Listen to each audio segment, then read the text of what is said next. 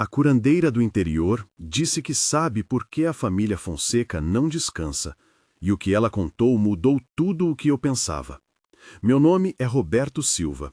Trabalho como coveiro no cemitério municipal de Maringá há mais de 26 anos. Todo dia eu entro por aquele portão de ferro gasto, passo pelo caminho de pedras que range quando chove e vou ao meu lugar entre as alamedas de árvores. Aprendi a ouvir o solo, o som seco da pá batendo na terra, o cheiro da chuva misturado ao do pó e a ler as marcas que a vida deixa nos túmulos. Mas tem um canto do cemitério que nunca me deixou em paz. Um canto onde 7 corpos foram postos em setembro de 1974 e onde, desde então, as coisas nunca mais foram as mesmas. Se você está curioso por histórias locais como esta, inscreva-se. Fica comigo, porque preciso contar tudo. A memória, os recortes, as vozes que ouvi e, principalmente, o que essa curandeira do interior disse quando veio me falar do que existe além do mármore. Setembro de 1974. A cidade inteira parecia pequena demais para o que aconteceu naquele mês. Não foi uma morte isolada, foram 7, numa sequência que deixou todo mundo sem fôlego. 3 crianças, 2 meninos e uma menina, nomes que ainda ecoam nas conversas de rua, a avó, a mãe, um tio e o patriarca, Augusto Fonseca, que tinha um trabalho que dava certo com os vizinhos. Nos papéis oficiais, as causas foram variadas: intoxicação para alguns, um afogamento mal explicado para outro, quedas que terminaram em morte e, em algum registro confuso, menção a suicídio. Mas no bairro ninguém aceitou aquelas palavras como explicação suficiente. Havia perguntas demais e poucos recusavam o silêncio. Eu trabalhei direto nos enterros da família, eu e o seu Mário, meu colega de serviço. Lembro do sol alto naquele dia, do calor que queimava a pele e fazia a terra cheirar diferente. Parecia que o próprio cemitério queria expulsar todo o calor para dentro dos caixões.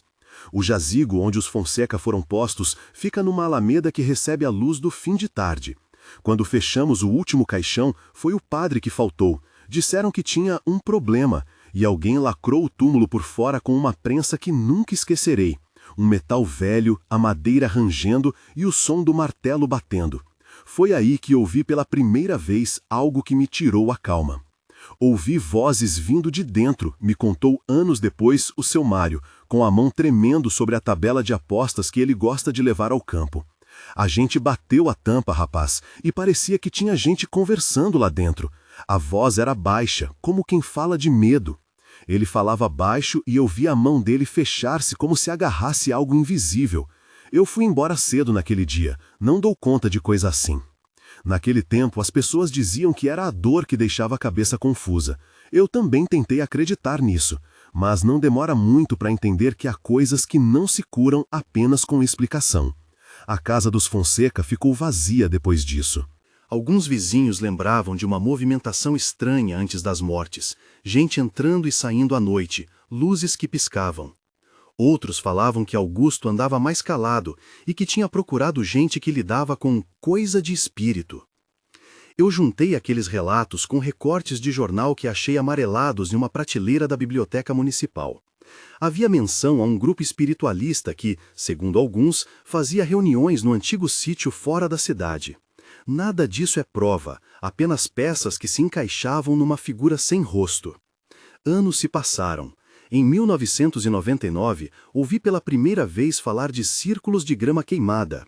Uma vizinha vinha me procurar com a cara pálida, dizendo que achou bem em frente ao jazigo um círculo onde a grama parecia ter sido queimada de dentro para fora, não pelo fogo tradicional, mas como se o calor tivesse vindo do chão.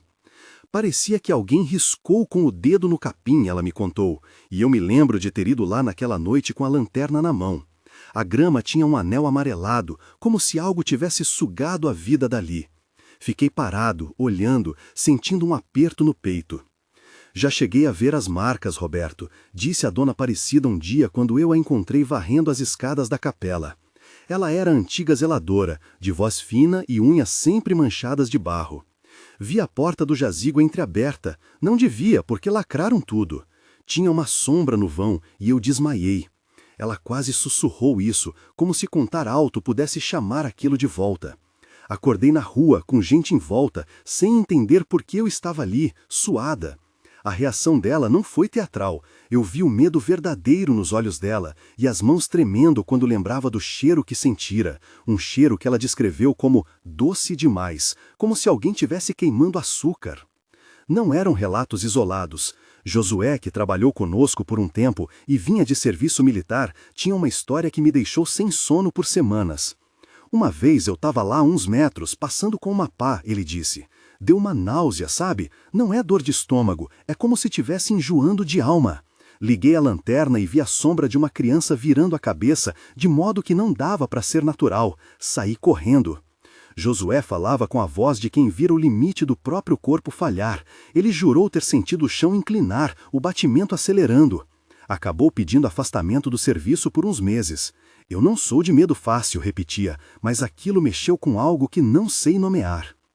Com o tempo, os sinais físicos se acumularam, marcas de carvão riscadas no mármore do túmulo, como desenhos feitos por alguém que passou a mão sem pressa. Fotos de visitantes que saem com a área do jazigo completamente preta quando reveladas. Aparelhos eletrônicos que, segundo um grupo de jovens que veio filmar, falharam nas proximidades, reiniciando sozinhos. Não são ocorrências que você possa ligar a uma explicação simples. Veio gente diferente. Estudantes, um fotógrafo amador que jurou ter capturado-nos uma figura através da lente, e depois viu a foto sair com um borrão escuro no lugar onde jurava ter enxergado algo. Alguns riam, outros choraram. Cada pessoa que se aproximava reagia de uma forma. Em 2007, os desenhos a carvão voltaram. Alguém deixava traços finos, quase delicados sobre o mármore. Linhas que formavam círculos e pequenas figuras como se fossem rabiscos de crianças. Eu limpei aquilo uma vez com água e sabão, e no dia seguinte lá estavam de novo, como se escrevessem sobre o tempo. O carvão, quando peguei para ver, era comum, sem nada que apontasse para uma fonte especial. Mas os rabiscos tinham sempre o mesmo traço, uma maneira de desenhar a mesma coisa. Parece mais desenho do que vandalismo, comentou o fotógrafo que voltou outro dia. Mas o que desenham parece que chamam. Em 2023, eu tive o meu próprio encontro direto. Fiquei com um grupo de visitantes que veio à tarde. Era um sábado abafado e a luz do fim de tarde dava aos sulcos do mármore uma cor de cinza metálico. Eu coloquei a câmera para tirar umas fotos, sem muita intenção, apenas registrando o lugar. Depois, ao ver as imagens, 3 saíram perfeitamente. E uma saiu inteira preta. Não um escurecimento de luz, mas um retângulo onde nenhum detalhe aparecia, como se a lente tivesse recusado reconhecer o que estava voltada. Uma das jovens, que parecia impassível até ali, pegou a pedra, encostou a mão e começou a chorar. Sinto vozes, ela murmurou. Quando se ouviam risos, eram sempre curtos, risadinhas de criança, abafadas, como se viessem de dentro do mármore. Foi nesse período que alguém começou a falar de uma 8ª figura. Primeiro foi um boato. Viu-se mais um, disse uma senhora na lotérica. Depois foi um recorte de jornal local que um conhecido me emprestou. Uma nota pequena sobre um 7º ente e referência tangencial a algo mais visto por visitantes. Não sei quem foi a primeira pessoa a usar a palavra 8ª. Parece que o nome serviu para dar forma a uma possibilidade que a cabeça queria encaixar. Se morreram 7, por que parecia que havia sempre algo mais? Alguns começaram a dizer que quem aparece é uma presença que não foi contada na lista, um 8º que tenta entrar. Outros, mais céticos, disseram que era lenda, reforçada por superstição.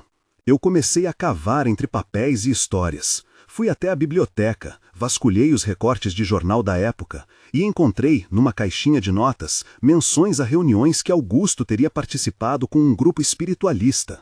As palavras eram vagas, mas falavam em busca de união, tentativas de resgate e práticas de conexão. Expressões que, dependendo de quem as lê, podem parecer inofensivas. Segundo os vizinhos que se lembram, Augusto andava procurando respostas para uma perda antiga. Isso, claro, estava longe de provar qualquer coisa. Era, porém, um fio que me puxava para um novelo que não se desfazia facilmente. Quando eu já não sabia mais o que acreditar, foi aí que ela apareceu, a curandeira do interior. Disseram-me que vinha de uma cidade vizinha, que chegava em silêncio e que as pessoas iam a ela mais por dizer que alivia, que coloca as coisas no lugar. Não é uma figura estranha para nós. Em toda a cidade há quem recorra a quem tem palavra. Só que, quando ouvi o que ela dizia sobre o túmulo dos Fonseca, entendi que estava diante de uma leitura capaz de transformar as peças soltas em um desenho coerente, pelo menos para quem escuta. A primeira vez que a vi, ela estava no meio da praça, com o chapéu torto e um xale de lã já desfiado pelo tempo. Falou com uma voz baixa, mas firme. "Roberto", disse ela, como se já me conhecesse, "soube que o teu lugar tem tremor." Havia algo no jeito dela que impunha respeito, ou medo. Pessoas nos arredores a olhavam de canto. Não a tratei como autoridade, porque nunca trataria, mas levei até o jazigo para que visse com os próprios olhos. Segundo a curandeira, o que há ali não é simplesmente um conjunto de mortes mal explicadas. Eles tentaram, ela disse, e na hora a coisa não fechou.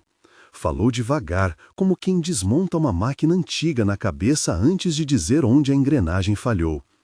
Quando se faz algo para manter os vivos e os mortos juntos, sem que tudo esteja pronto, o selo fica torto, fica uma fresta. A fresta faz barulho. Ela chamou aquilo de selo incompleto. Não disse que era verdade absoluta, me repetiu que era a maneira dela de entender. "É uma interpretação", ela falou, e eu anotei as palavras como se fossem pistas. Ela explicou que, segundo ela, os desenhos de carvão e os círculos na grama eram tentativas de completar ou chamar, e que a tal oitava figura seria o eco desse chamado. "Quando faltou alguém naquele chão, quem procura fica esperando o que falta", disse ela, olhando para o mármore com os dedos unidos. "Quem escreve com carvão tenta completar a conta." Ao falar, a curva da boca dela não era de riso nem de pesar, era uma expressão que eu costumo ver nos rostos das pessoas que carregam conhecimento duro, uma mistura de cansaço e certeza. A curandeira falou de símbolos sem dizer nomes que pudessem virar instrução. Ela mostrou um amuleto velho, uma peça de metal com um buraco no meio, passado de mão em mão na família dela, disse. Não me ensinou a usá-lo, não me ensinou nada prático. Apenas me contou que, segundo sua visão, havia uma necessidade de banir a fresta com reconhecimento, não com fórmulas, mas com lembranças honestas. Era uma proposta menos espetacular do que eu esperava, fechar uma ferida pelo simples ato de lembrar corretamente. Isso, para mim, foi curioso. Curandeira não poderia ser tratada como cientista, nem ela se apresentava assim. Era uma leitura, e eu, como coveiro, tenho aprendido que ouvir várias leituras me ajuda a não me apegar demais a apenas uma. Enquanto ela falava, comecei a perceber como os relatos das pessoas se encaixavam. Seu Mário ouvira vozes no momento do lacre. Dona Aparecida vira a porta entreaberta. Josué sentira náusea e vira uma criança com cabeça virada. Os desenhos de carvão pareciam tentativas de traçar uma presença. O grupo espiritualista mencionado nos jornais tinha, segundo recortes, propostas de união que soavam compatíveis com o tipo de encontro que poderia deixar lacuna se interrompido. Nada disso provava um ritual mal feito, mas na leitura da curandeira, tudo virava parte de um mesmo quadro. Alguém tentou costurar junto o que a vida separou, e o ponto ficou frouxo. Ela foi além na sua explicação e mais uma vez deixou claro que falava como quem traduz uma dor em imagem. A oitava figura não é necessariamente um corpo, ela disse. É a coisa que ficou do lado de fora da conta. Pode ser um nome que não foi dito, um batismo que não aconteceu, uma memória que ficou solta. Quando se tenta juntar corações sem ajustar as cordas, aparece um som, uma voz que não se encaixa. Esse som é o que as pessoas ouvem. A imagem que ela deu, de um som desencaixado, bateu com as descrições de risadas curtas, de vozes abafadas, de fotos que saem petas. Não era uma explicação científica, era um modo de traduzir o inexplicável para a linguagem que a vila entendia. Algumas pessoas ficaram aliviadas com a palavra dela. Pelo menos agora sei o que pensar, disse uma vizinha que havia perdido um parente. Outras acharam a ideia perigosa. Quem mexe com lembrança pode inflamar a coisa, alertou um policial aposentado que eu respeitava. Havia quem quisesse um rito conclusivo e quem temesse que qualquer ritual só alimentasse o que ali se movia. A curandeira sabia disso e por isso falava em reconhecimento, não em métodos. Não faça por fazer, repetia como advertência. Se for, precisa ser de coração, senão, nada. Depois que ela foi embora, eu fiquei pensando. Pensei em como muitas coisas em nossa cidade só ganham sentido quando alguém lhes dá uma história com começo e fim. A história da curandeira não encerrou o caso, tampouco o transformou em algo bem explicado. Pelo contrário, abriu novas portas. Havia agora uma hipótese que conseguia ligar vozes, marcas, jornais e a sensação de que havia algo mais.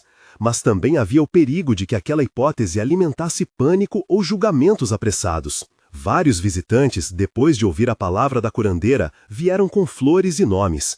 Uns levaram cartas, outros acenderam velas, alguns colocaram brinquedos das crianças sobre o mármore. Não digo que isso resolveu alguma coisa, digo apenas que mudou o comportamento das pessoas.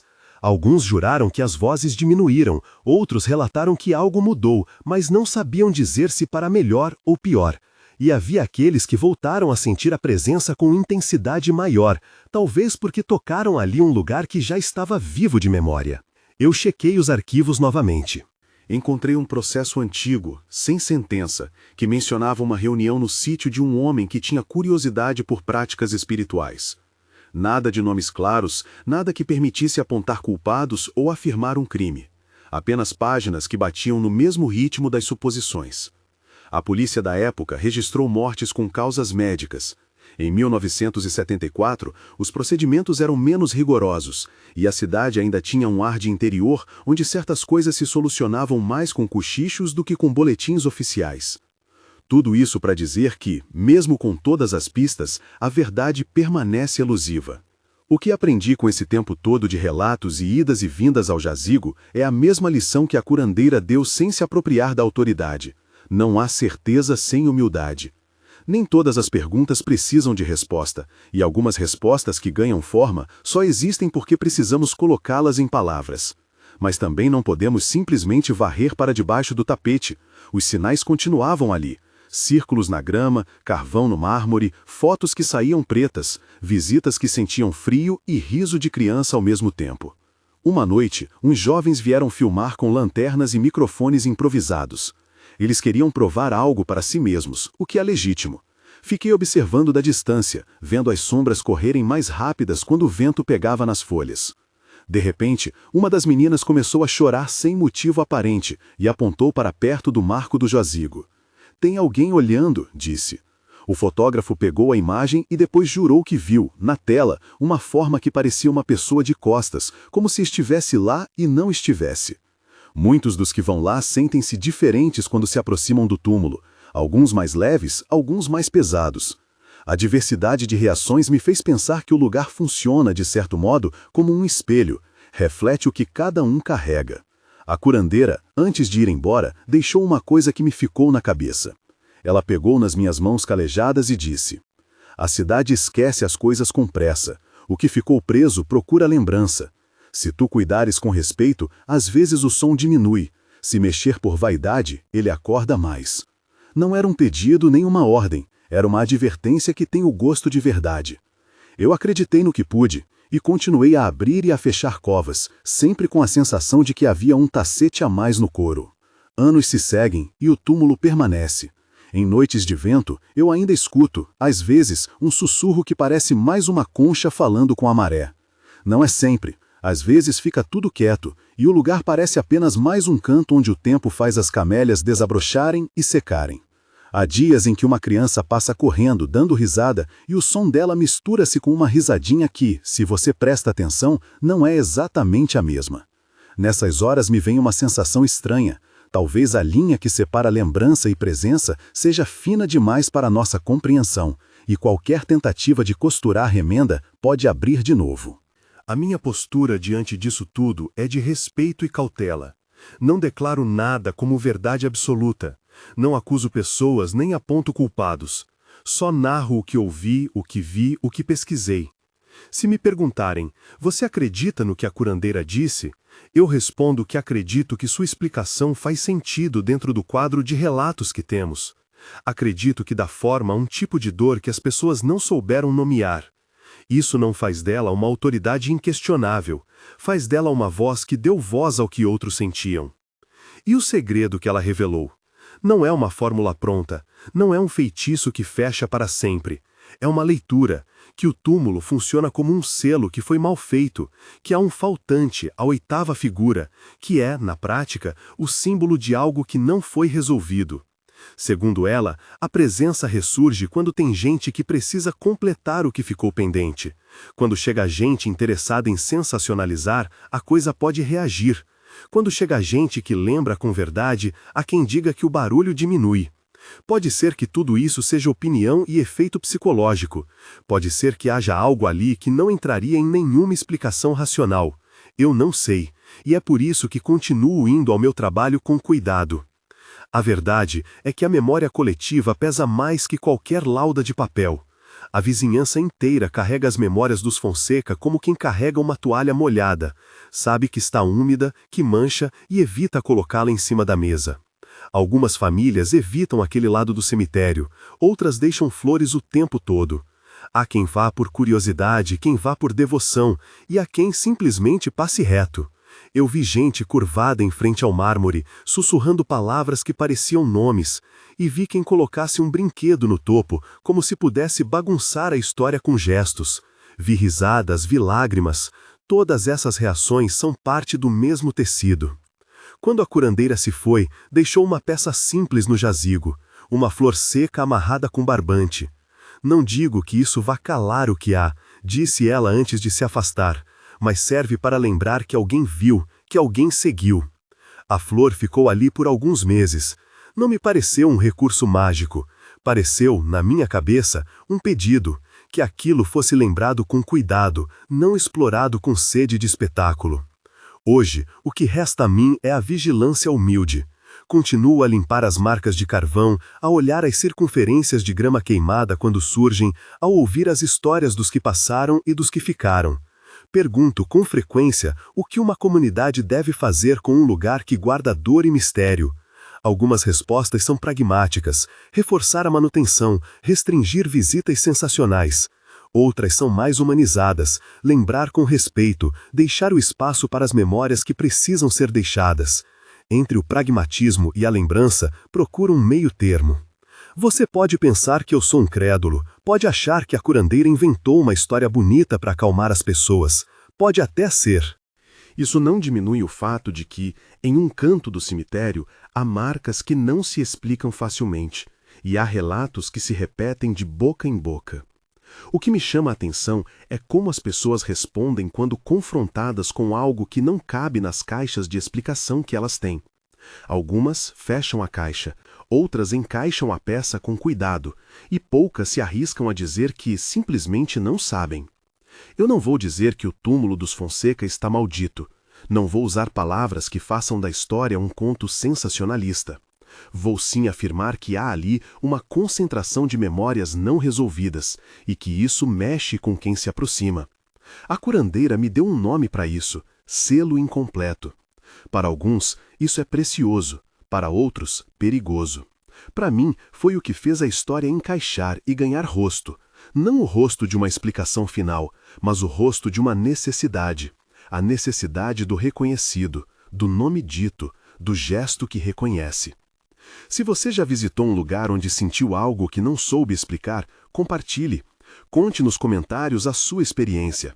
Para mim, ouvir outras vozes é parte de entender o que um lugar carrega. No fim das contas, o jazigo continua ali, com seu mármore, com suas marcas de carvão, com as camélias que nascem e morrem no mesmo ciclo. Às vezes há silêncio, às vezes há um riso que se mistura ao vento. A curandeira do interior me deu uma chave interpretativa, uma maneira de juntar as peças, mas não fechou o caso. O segredo que ela revelou não foi uma senha, mas uma pergunta posta de forma clara. O que fazemos com o que ficou solto? Quem nos diz que basta lacrar uma tampa com martelo e madeira para encerrar o que, muitas vezes, é um fio de lembrança? Eu continuo entrando por aquele portão de ferro todo dia. Às vezes trago água para regar as plantas, às vezes levo um saco de cimento para reparar uma base que cedeu. Trabalho com morte, mas, mais que isso, trabalho com memória. E memória, aprendi, precisa de cuidado. Se algum dia você for até lá, vá com respeito. Não para desafiar nem para provar coragem. Vá para ouvir, talvez. E se puder, conte o que sentiu. O túmulo dos Fonseca não descansou desde 1974. O que a curandeira do interior me disse foi apenas um modo de entender por quê. Porque alguém tentou juntar o que a vida separou e não acertou a costura. Se essa leitura ajuda a aliviar ou a intensificar, depende de quem chega. O que eu sei é que enquanto houver gente que lembra sem agredir, talvez a fresta se estreite. E se houver curiosos que gritam e tiram fotos para provar coragem, talvez a fresta se abra mais. No silêncio que fica quando apago a luz da capela e saio, eu ainda escuto, às vezes, um sussurro. Não posso afirmar que vem de lá, do mármore ou da cidade.